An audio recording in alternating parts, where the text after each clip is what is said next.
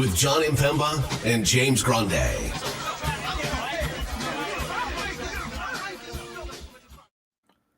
What is going on, everybody? Jon Impemba here with James Grande. Welcome to the Fantasy Farm NBA DFS Playbook Show. It is New Year's Day here, James.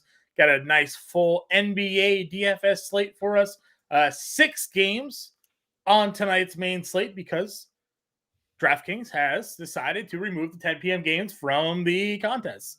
And that may be the trend moving forward. They already have their Wednesday slate released for their big contest that they got going on there on Wednesday. No 10 p.m. games. The Tuesday slate's already out, and they did include the 10 p.m. games. So how are they deciding when they don't include these, James? Tuesday doesn't have them. Monday doesn't have them. Tuesday does have them. So maybe it depends on the number of games, right? Because if you took off Tuesday's 10 p.m. games, it'd only be 4 games. So it's a 10:30 tonight. So maybe it's instead of and I have to look without Tuesday's at 10 o'clock, John. Yeah, but Wednesday's at 10 o'clock. So that doesn't make sense. So because I was just thinking maybe because tonight is 10:30 in Miami, LA, it's kind of we don't want to start it an hour and a half after, but that would. I'm wondering if it's slate size. I wonder if maybe, I guess we'll have to figure it out as we move this along.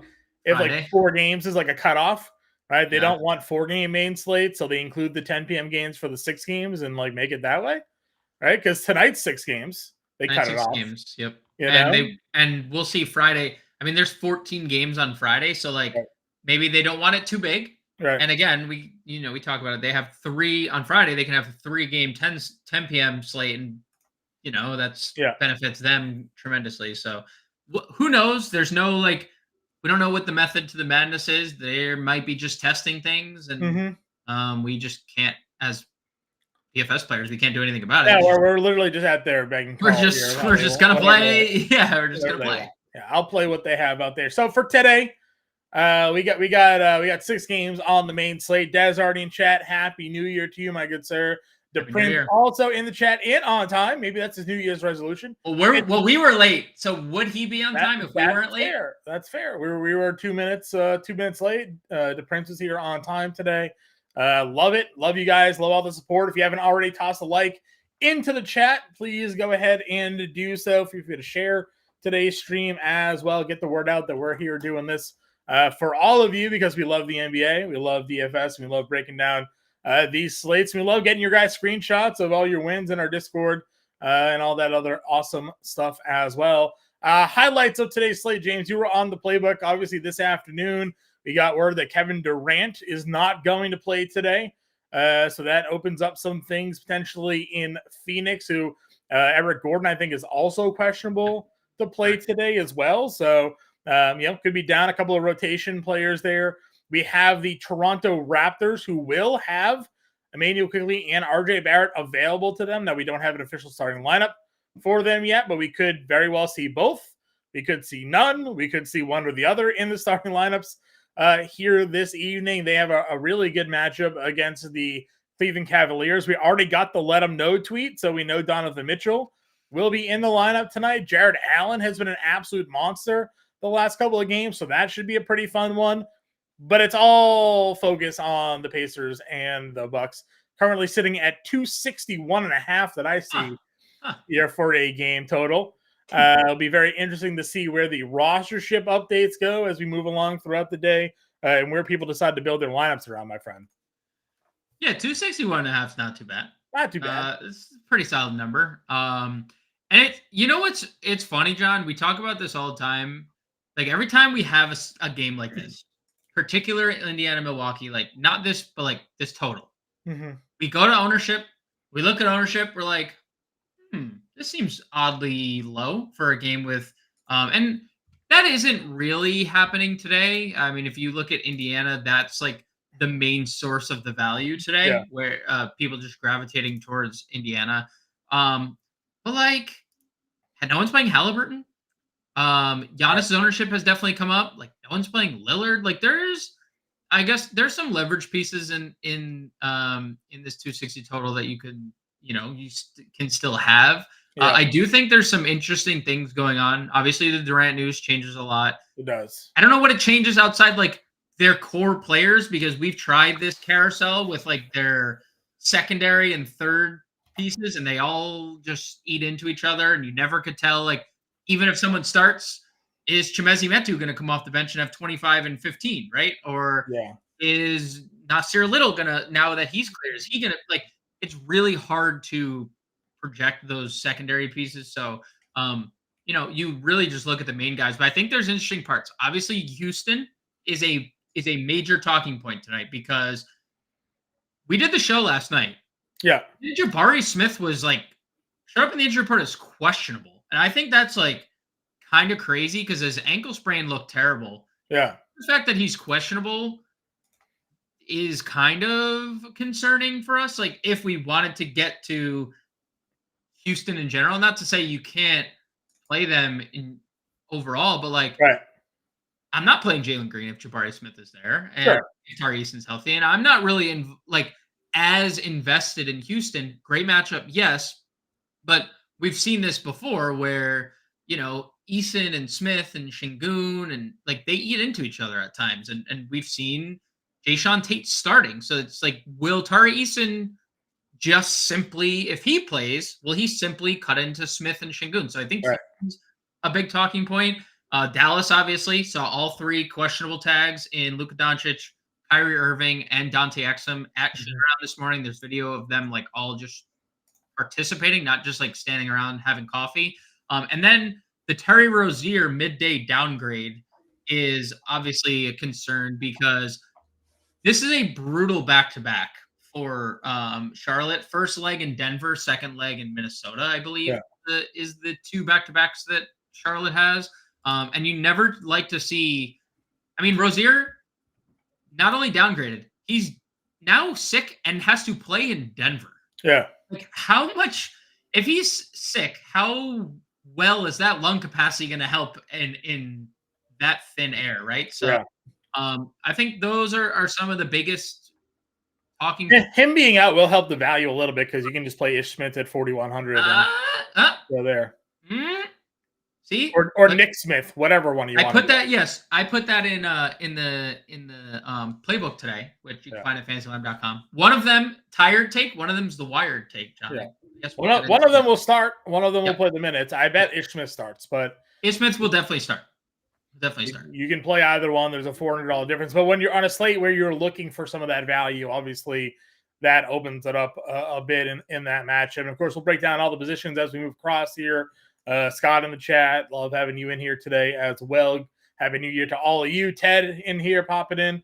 What's up, Ted? Happy to see you in the chat with us as well here today. If any of you got any questions, feel free to throw them in the chat about today's slate. We'll happily answer those. Lineup construction, tournament questions, any bets you like today, feel free to throw them in there. You want to get into the positional breakdowns here, good sir?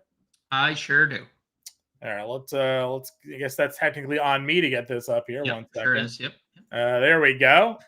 There we go. There we go. All right, point guard position right here. Got Luka Doncic, questionable, but likely to play, we assume. Haliburton. We now have a solo-ish Booker because Bradley Beal is going to play here tonight. Donnie Mitch, $9,500. Scotty Barnes, Dame Lillard, whole group. How are you re-ranking these players given the Durant news now? And what's up, Albert? Happy to have you in the chat with us, my friend. Albert, what's going on, man? So like obviously Luka's in play. Even with Kyrie, we don't know what the limitations would be on Kyrie Irving. But I don't think as much of a priority if Kyrie's in. So you can get to him. It's a great matchup. We know Utah's deficient kind of everywhere. One of the better game environments on the board. I mean, Haliburton is incredibly interesting today because he's coming off back-to-back 2020 games, which you just don't see, obviously. And again, like nobody's playing him. And it's just one of those situations that we talk about all the time. But instead of us saying like you could just play elite players in bad spots, this is an elite player in like a dream spot because Milwaukee, John, is a pace up spot for Indiana in the month of December. Milwaukee played at the second fastest pace, and it's not like splitting hairs, but Indiana was fourth. But they've been amazing, and Haliburton averages 26, 11, and 6 against them in 3 meetings this year. We know guards have crushed Milwaukee all year. Obviously, a 260 total. So if you wanted to get Haliburton as your top point guard, no issues there. I also have no issues if you think, hey, Devin Booker, no Kevin Durant, maybe a limited Bradley Beal on a back-to-back. He's your top guy. Yeah, okay, sure.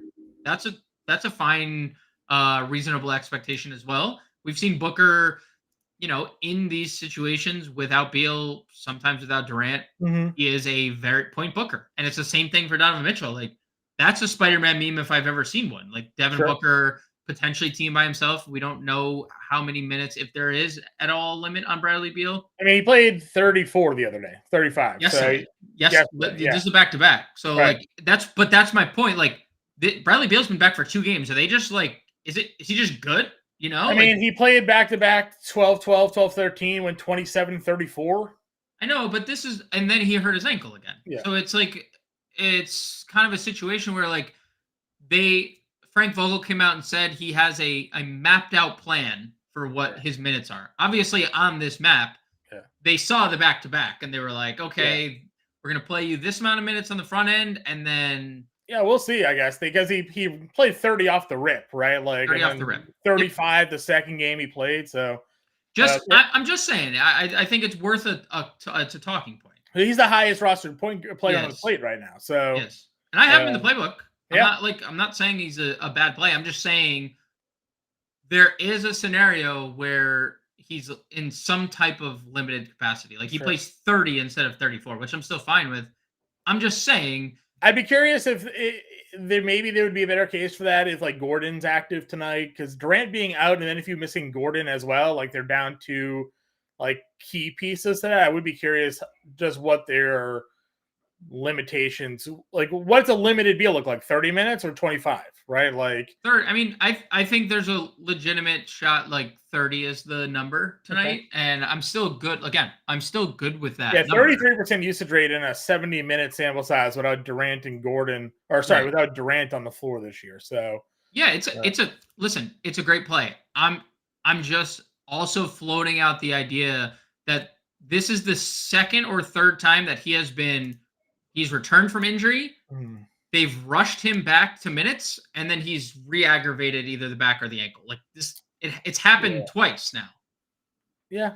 The back was the consistent problem. The ankle was the new problem, right? The back was the first one. The ankle was the second one. I'm just saying, like, there was an aggravation of a re-aggravation and then another injury, right? With like, and we've seen things that could be correlated, and ankle's an ankle, but if you're rushed back, like the body's obviously maybe or potentially not ready to go. So that's all I'm floating out there. Again, I wrote Bradley Beal up. I have Bradley Beal in the player pool. I like him. Just potentially like more ball in Devin Booker's hands in that case. But I think like him and Donovan Mitchell are very similar plays, and if you just need to save $300, just play Donovan Mitchell over. Right. No, over him. Yeah, for sure. Moving on into that like next tier, you have Dame, right? You got Cade Cunningham here. Thoughts on Kyrie Irving if he was a play tonight. Fred VanVleet, obviously we've talked about him. If Jabari Smith plays, big usage difference with Jabari Smith in versus out. Jamal Murray, Brogdon's been a pretty big monster. Like, what's the mid tier look like for you tonight? Definitely have Dame interest at low ownership for tournaments only. Last couple of games, he's obviously struggled. And they're playing Middleton on the ball. So, like, that's why we've seen Middleton's assists higher. We've seen Lillard's dip, and, like, Dame coming off screens is super scary. But if he's going to score 30 and have no assists and peripheral stats, like, that's hard to really get to. So, tournaments only. Same thing with Cade. He's been really good, but this isn't the best spot for Cade against Houston. Elevated price tag. If you end up there, it's fine. I will say that it seems like almost matchup. It does, I know the Boston game went to doesn't overtime, matter. but I don't know if at this point Cade Cunningham, if it matters. And I saw a good tweet from one of the Pistons beat writers being like, he was happy that even though amidst the 28 game losing streak, that the attention was on Detroit because people got to see, Cade Cunningham, and if they had forgotten how good of a player he was because of the injury, you're kind of seeing that on display right now. That's true. I mean, this dude was, he was a super good prospect when drafted, had a really great second half rookie year, and then just last year just lost it to injury. Yep. I mean, this is an elite level play right now, the way we're getting out of him, and it's not like a one-off. We're getting 5-6 straight games now of just pretty impressive numbers for him. Yeah, and I think it's definitely helped of late that these games have been competitive. He's been in, I mean, since Boyan's been back, it's been obviously more competitive for them. Yeah. And he's the reason they're competitive, scoring 40, 30, right? Correct. For sure. And I'm not like necessarily I don't want to like discredit that. Yeah. Because I think there's a lot to do with it. Jalen Duren being back helps. Yep. Getting Jaden Ivey in the starting lineup and getting him, right, playing pretty well. I think Alec Burks being back in the rotation is a good thing for them. He's, they had nobody coming off the bench to be able to score. Burks can do that. So, I agree with you. This is a 9.5 point spread, 228 total. Total is up on this one, open at 226, up to 228 here now. I don't have any, dreams or visions of Detroit winning this game, but Cade might just be out there, in wins or losses regardless at that point. I think for me, especially when you're looking at the slate that is sans like clear-cut value. Sure. Obviously, Rozier being out would open some stuff up, and maybe like even Eason and Jabari Smith would open things up at that point. A little. I wouldn't say a lot, but a little. If I'm playing Haliburton or Giannis, it's very hard for me to get to an $8,700 Cade. If you're going fair and balanced build, then by all means, like there's obvious upside. He has 60 plus upside in multiple games. But even in that regard, like if Tyrese and Jabari is out, I'd rather play 8,200 Van Vliet, $500 less against Detroit, gets the pace up spot on that side. Brogdon, TBD on what their starting lineup looks like. If Toumani Camara is also out, like if Sharp is in, Camara out, we don't have to worry about it because then I think they're just starting all three of Scoot, Sharp, Brogdon. If Camara plays, because Toumani Camara is questionable, I think there is maybe a little question on like what the starting lineup looks like because Chauncey Billups just like obsessed with Toumani Camara stuff, right? Like he just starts him. He's a first-round pick, wasn't he? He was, I think, the end of the first round. He was a 4-year college guy that they plugged in right away because he's second round. He ended up being a second-round pick. I thought he was too, but yeah, pick 52. 4-year college guy that they love to defend the opposite best player. So no Durant. Obviously, he'll probably, if he started, played like Beal or Booker or whatnot. But yeah, they traded for him. He was part of that the deal for the whole DeAndre Ayton and interesting. Okay. Regardless, Brogdon should see. I mean, the minutes on the second leg of a back-to-back were amazing to see. 37 on both legs. Scoot is the cover of my playbook today. Dude, he's been amazing. The only thing that we literally have to worry about with Scoot Henderson is the fouls. He's just another one of those dudes that just can't stop fouling. Yeah. No matter what, he just fouls. But 37, 36 minutes, 20-plus shot attempts in back-to-back games, 11 assists in 2 of the last 3. Yeah. And again, like he was all but assuredly going to go number 2. If it wasn't Charlotte picking number 2, he goes number 2. Like he's picked over Brandon Miller. But like imagine he goes to Charlotte. What a nightmare that would have been just with like all the guards in that room. So Scoot at 61 is absolutely. If you're Portland, there's no reason to send Scoot Henderson to the bench when you're trying to develop him at this point, right? So. None. That's why, but that was my point about the Brogdon situation. Like, I'm not saying Brogdon would definitively go to the bench, but like if Sharp returns and Kamara is healthy, who's going to the bench? I mean, I know it's easy to just say, well, Kamara, but like, I don't think a lot of people think Brogdon long-term is a Portland Trailblazer. Sure. And Brogdon started a year off the bench. Right. Doesn't mean that Brogdon can't come off the bench and still give us elite production because he was doing that too. Or still, come off the bench and not play 30 minutes because he was doing that anyways. Correct. So, But yeah, you're right. If he's not starting, like, why would you ever not play Henderson over Brogdon? And maybe that makes Brogdon an interesting, contrarian play there. What are your feelings on Colin Sexton here tonight at 63? I hate Utah. I hate him. I hate him. Like 6x on his price tag for a lot, like 3 of the last 4, 4 of the last 5. Yeah. If he starts the game off over 4, is he going to play 26 minutes? I don't know. Maybe. I don't know. I'm just saying. I just didn't hit any shots last time either, so I guess it doesn't matter. I guess it depends. But he didn't play. Yeah. And then he doesn't play. It's like, how can we? God, the George is back. I know, dude. It's just like they need to trade some of these people to like just give us like their young players playing. Plus, like this tier, I think the more interesting tier, Beal obviously 61.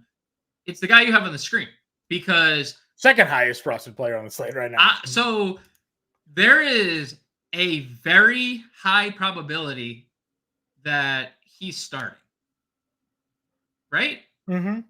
Because you're not starting Trent and bringing Schroeder and Quickly off the bench because that just makes no sense. I feel like Schroeder and Quickly, one of them starting, one of them's coming off the bench and just operating as starting point guard, backup point guard. Like, I don't know if we're going to see a lot of Schroeder Quickly.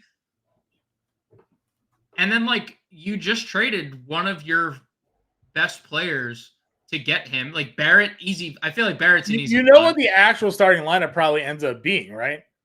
Quickly, Barrett, Barnes. Yeah. Siakam, pending trade, trade, Pirtle. But it's Scotty Barnes at the point guard. That's very possible. Right? Quickly at the 2, Barrett at the 3, Siakam at the 4, and Pirtle at the 5. It's just one of those, like, and you don't need to, I guess, like, address either of them as your point guard because they can all, they can both handle the ball. Siakam can be your point guard. Like, he can handle the ball. So, like, but I feel we've seen obviously different coaching, but we saw last year they started Barnes at the point guard position. Yep. So it would not staggered him. Yeah. As the point guard when he would get subbed early, and they would bring him in as the point guard too. So it would not shock me if this lineup came out today and that's what it looks like, and it's Barnes at the 1, like playing the point guard position, and Schroeder and Van Vliet come off, and Schroeder subbing for Barnes. Van Vliet's in for Quickly or whatever. Not Van Vliet, but yes. Yeah. Sorry, yeah. Garrett. The other former guard swingman there. So Yep. So that would not surprise me if that's how that lineup came out. 5K Quickly, man. We've always been enamored by his scoring upside. I mean, this dude has dropped 40 actual in games before. It's the dynamic of this offense is going to be super interesting because we were looking at Siakam and Barnes putting up big numbers. Yes. Because they weren't really looking at another guy that could go out there and score like Quickly can. So, I will be interested to see where these shots come, what this usage rate ends up looking like, which is why I'm kind of like off Siakam and Barnes today because I don't know what it's going to look like, for me personally. And maybe that ends up being what a lot of people do, and then that makes Barnes like an elite contrarian player or something like that today. But mainly Quickly right now, it's second highest roster player on the slate. We'll see how that adjusts, as the update comes through. But very interesting because Nembhard's in that range here too. Yes. What's your feelings on Nembhard? And then I'll just mention Ben Mathurin, who's also very highly rostered here today. Like, what is it? Is this just get value exposure to the Pacers? Is that just what it is because you're paying for Giannis tonight? So, one, we'll know the Quickly news early because they're the first game of the slate. So we'll know who's starting. So at least that we'll have that piece of information. The Indiana part is guy playing 30 minutes next to guy with 20 assists in the last 2 games. Sure.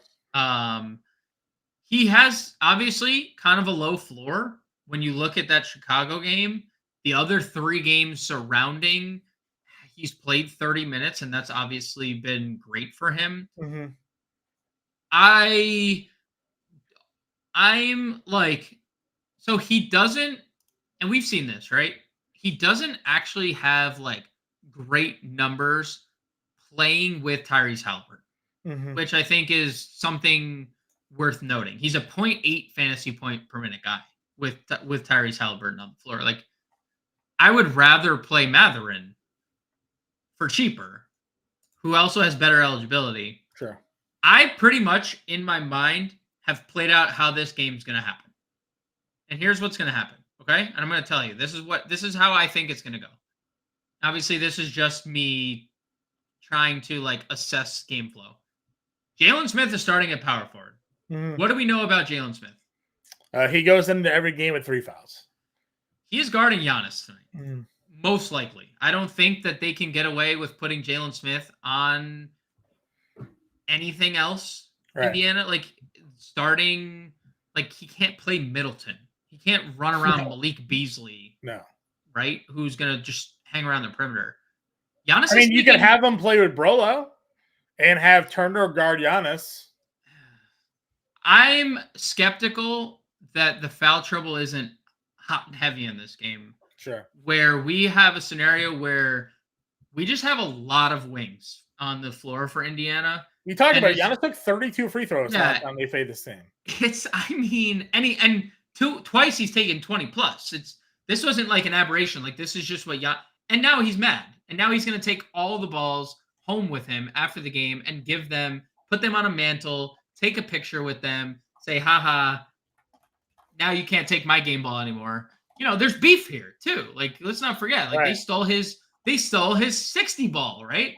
He couldn't make out with it after the game. He was sad that they took it from him. So, Nembhard's fine.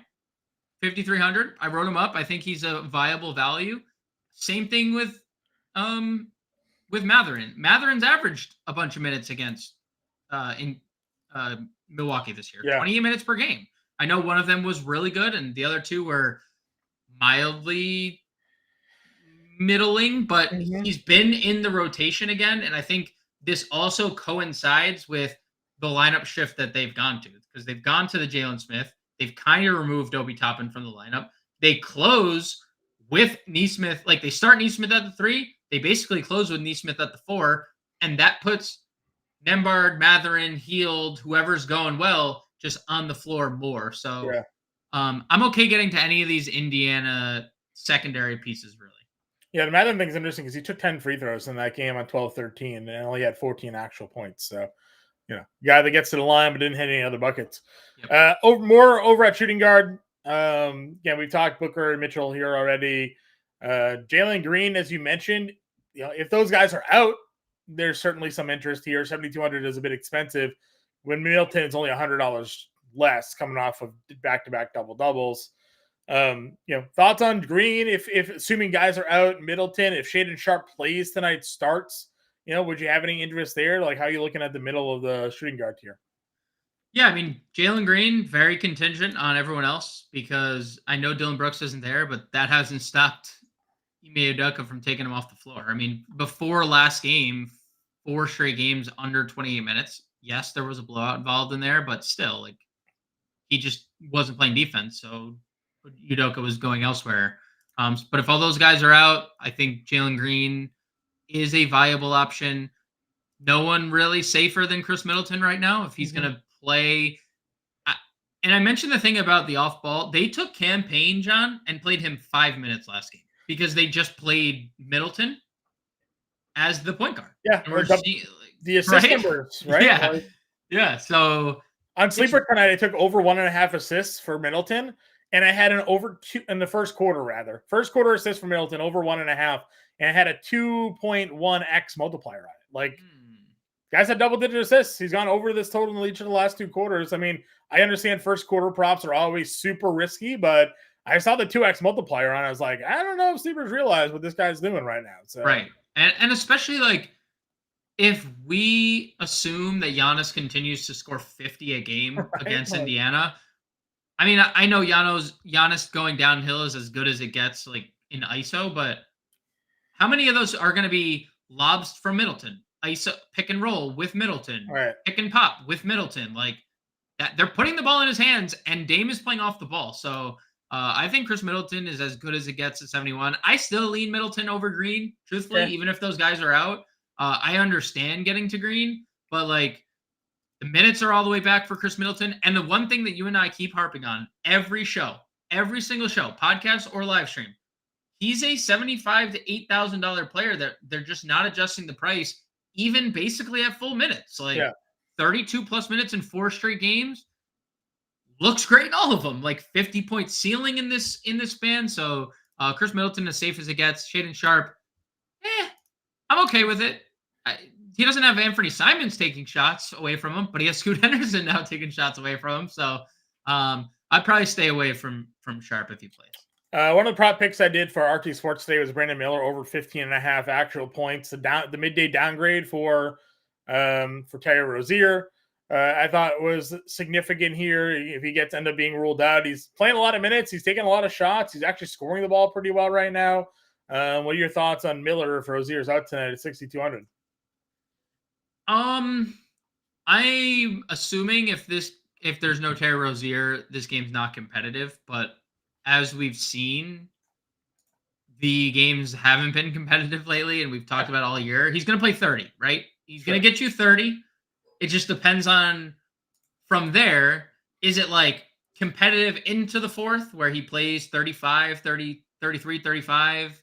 I think that he is really coming into his own. He's really good at spacing the floor. He's shooting 40% from 3 this year, which is kind of crazy for a rookie. But yeah, I'm okay getting to Brandon Miller. I think like he's a good pivot off like Chalky Beal at 6,100 because everyone's just gravitating to Bradley Beal, obviously. So yeah, I'd be okay with it. Sure. Nobody's playing Archie Barrett. Everybody's playing quickly though. I'm not saying suggesting to play Archie Barrett, but new team from Canada now playing in Toronto. Yeah, I mean, and I think he has the easier 1-for-1, right? Like he has the easier path to minutes than Quickly does. Yeah. No one was competing with OG for minutes. Now it's just RJ on an island by himself. Like that's where Quickly's competing with. There's 2 other potential starting point guards. I agree. Anybody else down here shooting guard? Anyone else at shooting guard? No. Cody Martin doesn't get any extra minutes for Rozier being out, right? Not. I guess we didn't talk about it. Speaking of Charlotte, like I don't think Cody Martin would get any extra minutes. We briefly touched on it, the Ish Smith versus Nick Smith thing. I'm very hesitant to go to Ish Smith with like. I'm not saying I don't think he can be fine. If Rozier is in fact ruled out, but like if this game blows out, is it more likely to see Ish Smith on the floor or Nick Smith on the floor? Like we'd probably get like ceiling game for minutes from Nick Smith. I'm not saying that's even the best play, but against Denver, for what it's worth, Nick Smith, 25 minutes, 19 actual points, 27 fantasy points. And he's kind of just like entered the rotation of late. So I would, he's a better fantasy point per minute guy. He's over 0.8 fantasy points per minute with like all these guys out, where Ish Smith is like 0.6, and that's including Rozier off the floor. So I do think that's obviously a talking point. It wouldn't even surprise me to see Nick Smith start because, like, again, I like Ish Smith, and I think he's a fine player. Played in Denver, so maybe like revenge narrative type of thing. But what is the value for Charlotte starting Ish Smith over Nick Smith? Yeah, sometimes they just like the veteran to start, and then they kind of like move their way through, right? Sure. All right, moving on down. And again, any other value shooting guards that you had any interest in? No. Like, would you play Grayson Allen if guys are out tonight? I mean, probably more likely to play. It's fine. I don't love 6,200. I know there's a ceiling. I mean, I don't think he goes 12 for 22 again against like he did against Dallas, but he's been decent. Yeah, it's a good spot.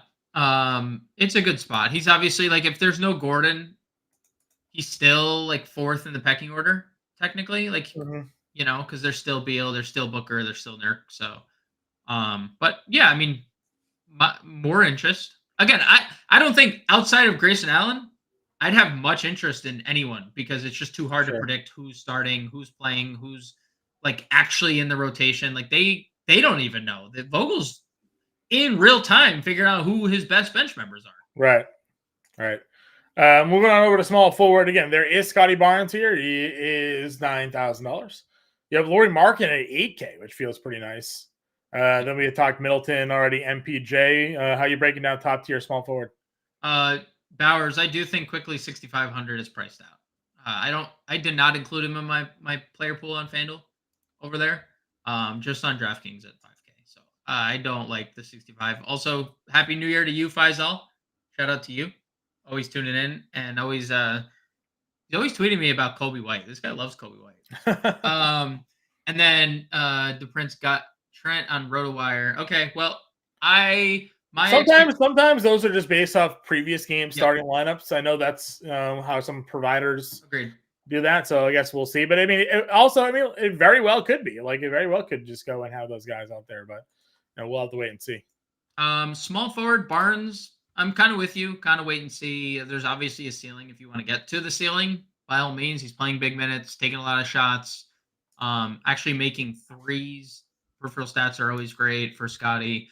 Markkanen is very intriguing at 8K. He'd be the one guy that I would like have interest in. Obviously, 26 minutes. You would think he would be the one that's untouchable, but foul trouble, 26 minutes last game, and then like the Kelly O game happens. Yeah. You're like, chalk that one up as a L and move on. Lowest price tag, I think, of the year. Yeah, cheapest it's been all year. So definitely intrigued in tournaments because, before this we had 50 bombs in back-to-back games. MPJ, if there's no Aaron Gordon, it's fine. But Aaron Gordon is trending towards playing, which I find mildly interesting. Especially on FanDuel when you see the ownership, it's kind of crazy. Bojan, I am really, really interested if Jabari Smith sits and Tari Eason plays. I almost have an expectation that I know they started Jeff Green.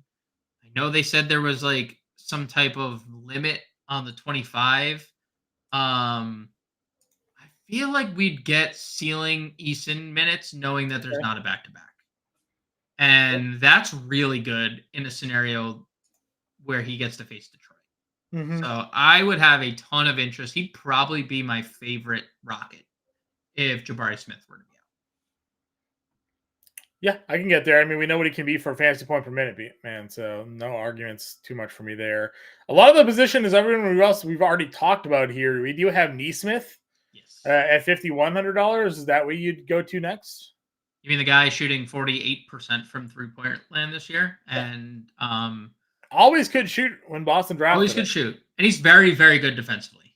He's a very good 3-and-D guy. I think he fits this team perfectly, and I think that's why we've now seen him enter the starting lineup and just completely usurp Toppin into like the minutes and the role. He's better peripherally than we got last game too. He fortunately made it 7 threes, which was a career high. So get Nesmith in an up pace environment where he's athletic. He's probably going to guard Giannis at times, which not the best thing ever, but they're going to need him on the floor for a lot of minutes. So I love Aaron Nesmith. He's a core play for me. Cool. Anybody else down here small forward for you? I mean, like, and it is the first Prince, the Usher Thompson, Amen Thompson battle. It is the first. AK Smush Parker. I mean, like, Jayshawn Tate played 35 minutes. If Eason or if Jabari Smith sits, for what that's worth, 35 minutes is 35 minutes, but just an incredibly low floor. That's probably it. I am really sketched on all the Phoenix value, and I don't really think I want to get to any of them because I don't. Even if like they came in with like ownership, what's any of the Phoenix value upside? Like what's a Kogi's upside or Little's upside? You don't know. You just never know who's going to play. So I'd avoid them all. Power forward then. Giannis is at the top. then it goes down big time pricing wise with Durant, Siakam, Miles Bridges, Jeremy Grant, guys that we haven't discussed yet. Giannis is the top player, I think, for me on the slate. I think you and I kind of settled on that last night as well. He's been pretty good this matchup. Siakam, if you get there, you get there. Miles Bridges cannot make a shot. But we know the minutes are going to be there. The peripheral stats are going to be there. If the shot falls, then, there's a ceiling. Will it fall? Is it going to be even harder for him without Rozier? Probably. Jeremy Grant, I think, has looked really good in his return, especially, 27 and 29 actual in back-to-back games. I think he would benefit if Shaedon Sharpe didn't play, but I also don't think he doesn't really take a big bump. And then, if Jabari plays and Eason doesn't, I would have a lot of interest. If Eason and Jabari play, I'm probably not playing Jabari at 7K. It's probably just a fade for me, but nothing else really in the mid-tier. Aaron Gordon on FanDuel is a little interesting if he plays, $5,900. I think that's like a very good price. He's not going to be limited. Yeah. His own dog bit him. I don't know if you heard his thing. He basically was like, I effed around and I found out with my dog that so that's what I was wondering. I was like, did we get an official story of what happened there? I mean, I saw a picture. People were sharing around a picture of him and his dog. I don't know if that was the dog. He has like a Rottweiler or something like that. That's the one. That's the one. Yeah, he's named Magic, right? So Magic. Yeah, that he had, and there was living in Orlando for some time. I had a coworker of mine at a former job who would always go get autographs. One of those people would go to, and there's a lot of pictures of Aaron Gordon outside his hotel with his dog, or his apartment with his dog. Yeah. But yeah, he said he didn't get enough time with him. A lot of travel, obviously, in the NBA, and he effed around and he found out. He's had the chart. Yep. There was the chart, effed around, found out. So. Yep. Jacob, I listen. We talked about on the show this morning. I am fine going Burks as a dart throw. He's back in their rotation a little bit here. Yep. He's a good scorer off their bench. Obviously, you just know the risks because at a snap of a fingers, the rotation can change in Detroit again. So yes. This man was playing single-digit minutes, and then he was playing teens, and then all of a sudden he goes 26, 30, 19. So, but early this year, we were playing him almost every day, just consistently as their 20-plus man off the bench. So. I'm fine taking that if you want. Works for me. Where else are we going? Value power forwards. Anybody? Value power forwards. I don't hate Derek Jones at 52. Don't think you can get to Peyton Watson 54 if Gordon plays. Still, I'm a little lukewarm on it if he doesn't and he starts, because you could just play Aaron Nesmith here. You could play Jalen Smith if you think he could stay out of foul trouble. I truthfully think the guy here is Jabari Walker, though. 5K. Mm-hmm. Chauncey Billups spent the whole post-game presser after that second Spurs game basically just talking about Jabari Walker. He's like, oh, yeah, and everyone else was good, but, did you guys see what Jabari Walker did tonight? That was what Chauncey did. And, he kind of did everything. And Moses Brown played 4 minutes, Sean.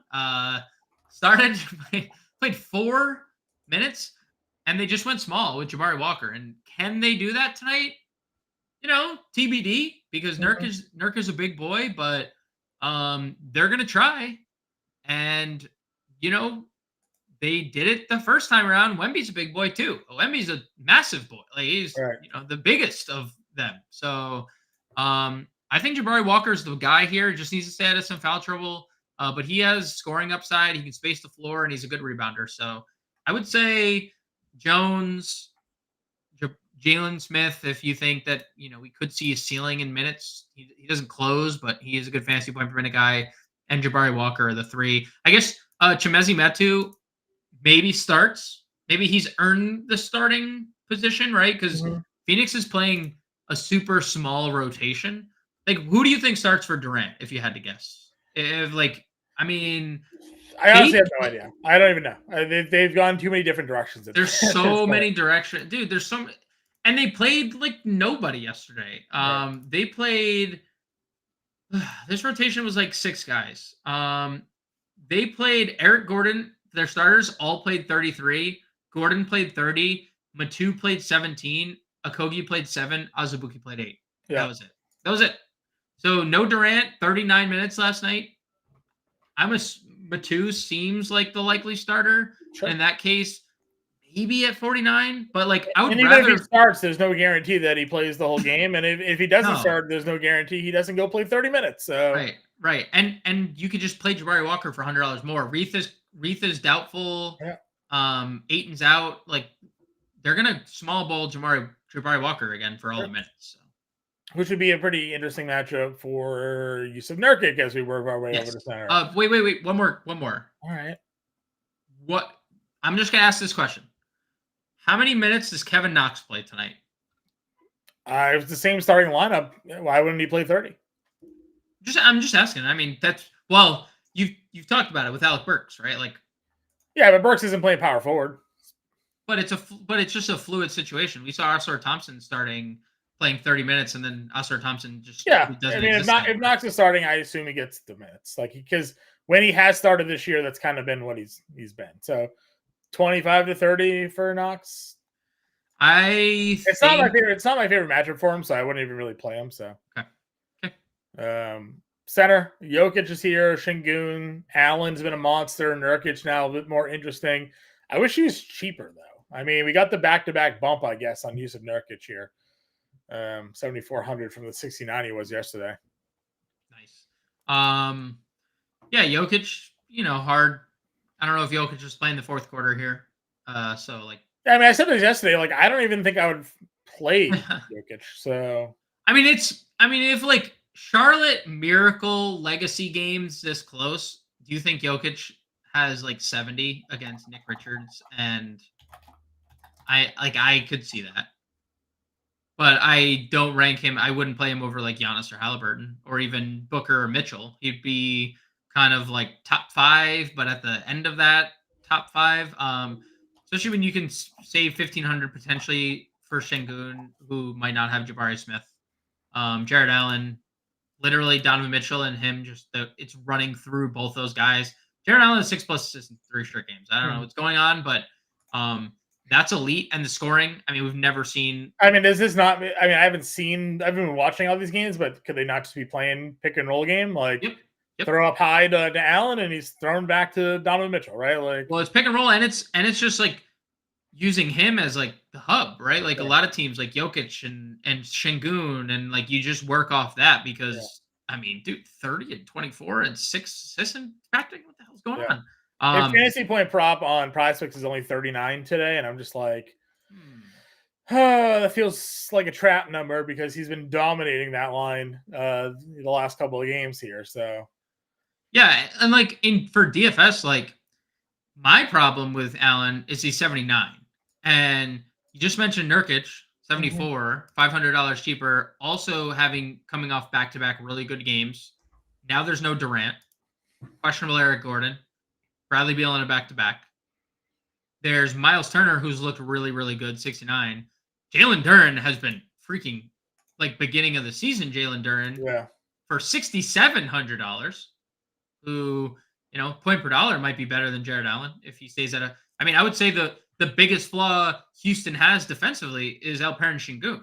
Şengün is a good basketball player, but he's leaves a lot to be desired defensively. So like that'd be my only issue with Allen. Like I just find myself playing cheaper guys, but maybe that's my bad. Maybe that's because if he's gonna act as a Jokic hub and be 30, 17, and 6 again, then then I'll raise my hand and say my bad. That's on me. But I just found myself getting to like the 3 guys below him. And the field, John, I don't know if you saw who the field's getting to.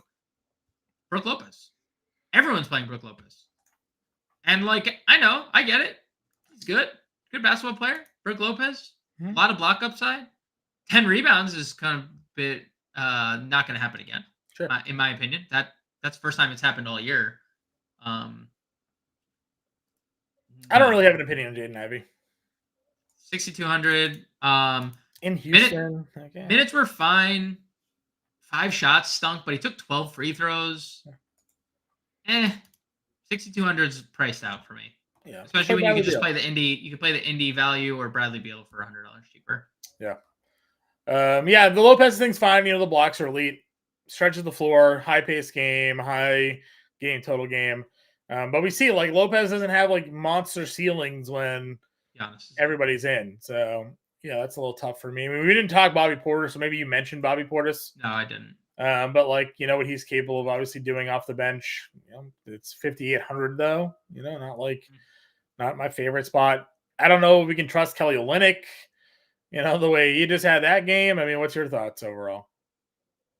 If there's anyone below Duran, honestly, like Lively for me at 54 would be intriguing. Coming off 34 minutes, really good in pick and roll with Luka. You can play Jalen Smith, obviously power forward, center eligible, but there's not like a clear cut value. I guess if you wanted to like go back to Jeff Green, if Jabari and Tyrese were out, or just Jabari, like played him 33 minutes in the year 2023. Mm-hmm. Does that happen in the year 2024, John? I don't know. We'll find out, right? I mean, I can't believe he's still in the league. I mean, this is... Uncle Jeff just hanging around. People forget when Jeff Green entered the league, they thought he was going to be like the next thing. Like he had all the tools, he could make every shot, and he was part of the Celtics trade that might have ended their dynasty. Like what was going to be. I mean, there was a and he had the open heart. He had the open heart surgery. Yeah. He had a lot of hype around. Dude, this is a long time ago too, and you're right. He's still just hanging around. Good for Jeff Green. Shout out. But if that would be the only other scenario that I would play anyone down here. I don't think center has the best value. It's a position that I'm typically getting to the mid tier or spending up at. Agreed. All right, let's build that lineup here, sir. Where are we going?